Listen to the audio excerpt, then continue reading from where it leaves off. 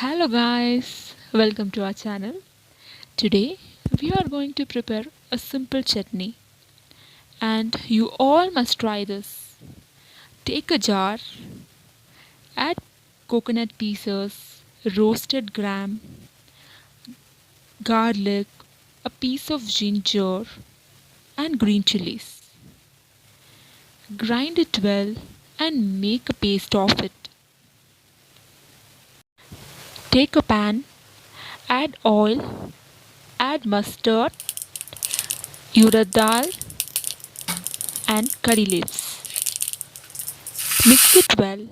Add this mixture to the grinded paste and mix this well.